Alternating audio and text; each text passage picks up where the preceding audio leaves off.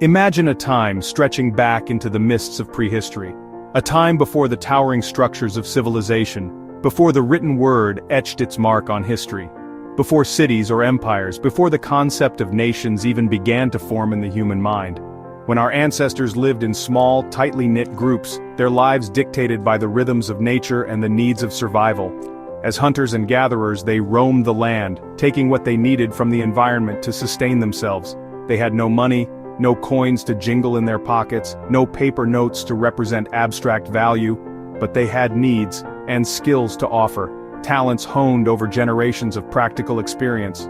One person, perhaps blessed with a steady hand and keen eye, might craft spearheads from flint, painstakingly shaping them into deadly points. Another, with knowledge of the forest, might gather berries, roots, and other edible plants, understanding which were safe and nourishing.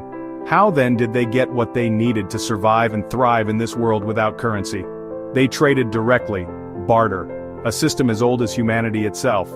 If you had extra fish, perhaps a successful day of angling at the river, and your neighbor, skilled in the art of pottery, made pots from river clay, you'd swap fish for a pot, a fair exchange of goods based on immediate need and perceived value. Both needs met, a stomach filled and water stored, all without the need for money. Barter worked effectively in these small communities, where relationships were paramount, where everyone knew each other, their strengths, their weaknesses, and their word, and where the range of available goods was relatively limited, reflecting the simple needs of a survival-focused existence. It was about survival, yes, securing food, shelter, and warmth against the harsh realities of the world, but it was also about building trust and fostering strong relationships within the group, a social safety net in a dangerous world. Each trade was personal, a direct connection between individuals, a story of effort exchanged for effort, a tangible representation of the work put in. You had to trust the value of what you received, relying on your own judgment and the reputation of the person you were trading with. Barter was a dance of mutual benefit. You find someone who has what you lack and vice versa, creating a symbiotic relationship based on shared needs. A basket of mushrooms, carefully gathered from the forest floor, for a leather hide, providing warmth and protection. A wooden bowl carved with skill and patience for dried herbs used for healing and flavoring food. This was the rhythm of life, the pulse of the community, for thousands upon thousands of years. The system was powered by individual skill, the ability to create something of value, and by social trust, the glue that held the community together. But as communities grew, as populations swelled and settlements expanded, this simple, elegant system began to show its limitations, becoming increasingly harder to manage and sustain. The sheer variety of goods being produced, and the ever-increasing number of people participating in the exchange, made direct trades more and more complicated, a logistical challenge that threatened to unravel the fabric of the community. The barter system, while foundational to human interaction and economic development, had reached its limits, its capacity strained to the breaking point. It was, at its heart, a human-to-human system, reliant on personal connections and direct negotiation. But it simply couldn't keep up with the growing complexity of society, the increasing specialization of labor, and the expanding horizons of trade. The world was changing, evolving at an ever-accelerating pace, and so too would the way we exchanged value, the mechanisms by which we met our needs and desires. Something new, something more efficient, something more scalable, was desperately needed to facilitate the growing web of human interaction. Barter, while a natural starting point for trade, had a significant flaw that hampered its effectiveness. It wasn't always a smooth process. This flaw is known as the double coincidence of wants. It's a mouthful, but the concept is simple. Essentially, you needed to find someone who not only wanted what you had to offer, but also had precisely what you wanted in return. This could be a difficult task. If the potter didn't want your fish, no matter how fresh it was, you were simply stuck. Your trading efforts would be in vain. You might have to go through a convoluted process, perhaps trading your fish for berries from someone else, then hoping that the potter at least wanted berries. It was a very indirect and time-consuming process. This made trading incredibly slow and inefficient, hindering economic growth and progress. Furthermore, some goods like cows or other livestock were inherently hard to divide into smaller units for smaller trades. How do you split a cow fairly? You certainly couldn't give a sandal maker half a cow in exchange for a pair of sandals. It just wasn't practical. And perishable goods like fish or grain presented another challenge. They couldn't be stored for extended periods. They inevitably spoiled, rotted, or were devoured by pests, rendering them useless. This meant that saving wealth for future use was nearly impossible, severely limiting long-term financial security.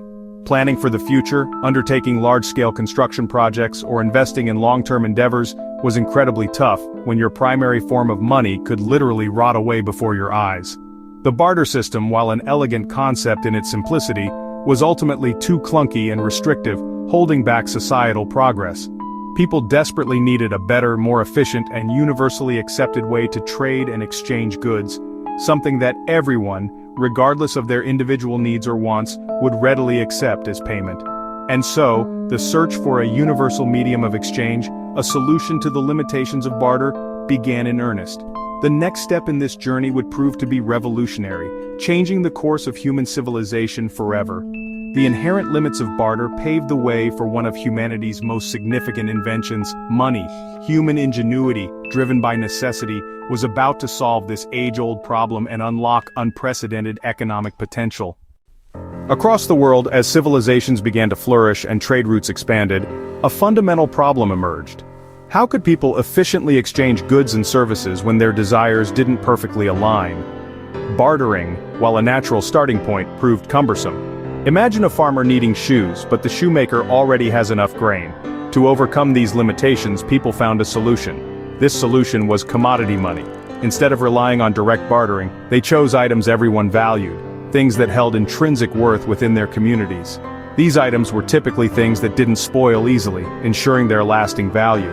They also needed to be easily carried, facilitating trade across distances. And ideally, they could be divided into smaller units, allowing for transactions of varying sizes. In coastal regions where they were abundant and durable, cowrie shells became money. In Africa, where it was essential for preserving food and maintaining health, salt served as a valuable currency. In China, tea bricks, easily stored and consumed, or strings of beads, became common mediums of exchange. And in North America, wampum beads crafted from shells held both practical and spiritual significance, making them a widely accepted form of currency. These items, each unique to their region and culture, became trusted mediums of exchange, simplifying transactions and fostering economic growth. Now, the fisherman could sell his fish for shells, even if the potter didn't need any fish that day. He could then use those shells to buy a pot from the potter at a later time, or trade them for other goods he needed.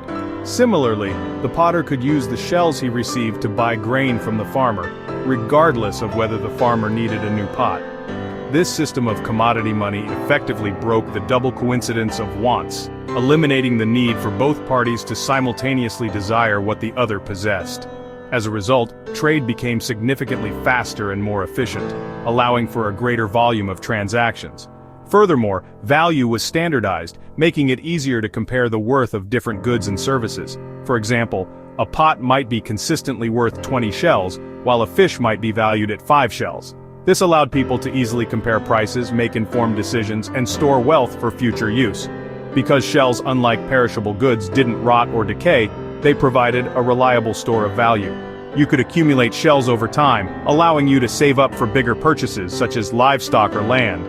This simple agreement to use a common item as payment unlocked new economic possibilities, fostering specialization in trade. Societies could now cooperate on a larger scale, building complex economies and supporting larger populations. Commodity money was undoubtedly a significant leap forward in economic development, paving the way for more sophisticated systems. But it wasn't the end of the story.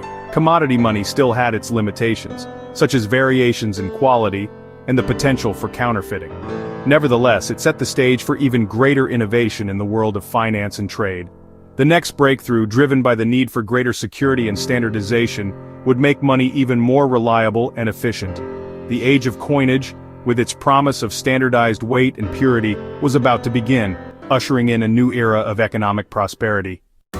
Commodity money worked, but it had problems. Quality and authenticity were hard to verify. As societies grew, they needed something more reliable and standardized. Enter metals, gold and silver, rare, durable, and easy to shape. Around 600 BC in Lydia, people began stamping lumps of metal with official symbols. The first coins were born. Coins guaranteed weight and purity, backed by the authority of a king or state. No more weighing or testing, just count the coins. Trust in money soared and trade flourished.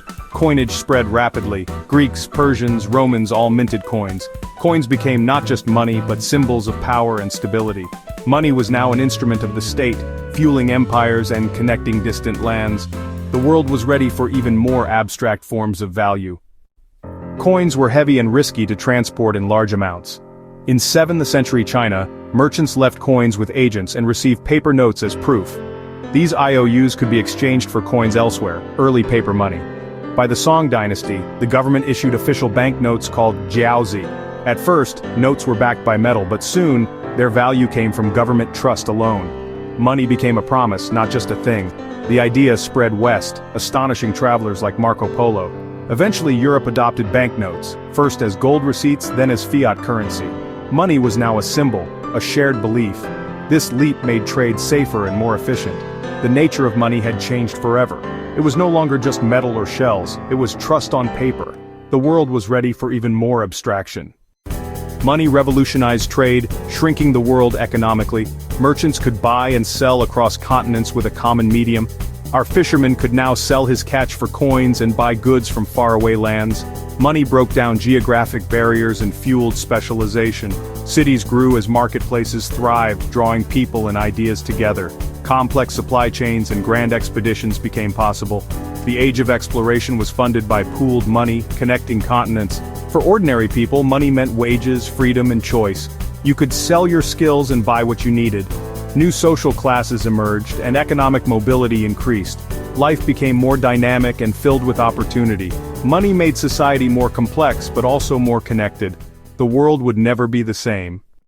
Money reshaped society, powering progress and organization. Governments could now collect taxes in coins, funding roads, armies, and public works.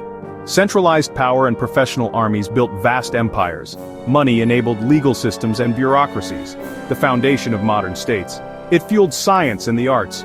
Patrons funded artists and inventors, accelerating discovery. Knowledge became a profession, not just a pastime for the wealthy, but money also brought inequality, conflict, and new crimes. It became a measure of worth, creating social hierarchies. Like any tool, money could build or destroy. Its power was double-edged, driving both creation and exploitation.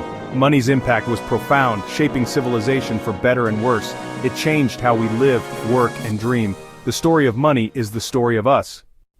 Money's journey is one of increasing abstraction. Today, money is mostly digital, bits and bytes, not coins or paper. Salaries are deposited electronically. Payments are made with a tap or click.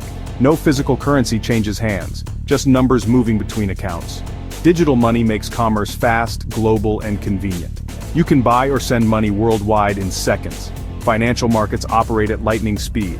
But digital money brings new challenges: privacy concerns, cybercrime, and digital theft. Cryptocurrencies like Bitcoin challenge government control, using cryptography and networks instead of central banks. We're in the midst of a new monetary experiment. The outcome is uncertain, but the story continues. Money is now code, a new chapter in human cooperation. The future of money is still being written. Money's journey is the story of human cooperation and trust. It's a social technology and operating system for society. Money lets us communicate value across time and space. Every purchase is the result of countless economic interactions, all coordinated by money. It enables the division of labor and the goods that define modern life. Money reflects what we value and directs resources to our collective goals. It motivates innovation and progress, lifting people out of poverty. Money is a mirror, a promise, and the invisible network binding civilization. Understanding money is key to understanding ourselves. The next time you use money, remember its incredible journey. It's more than wealth, it's the story of us all.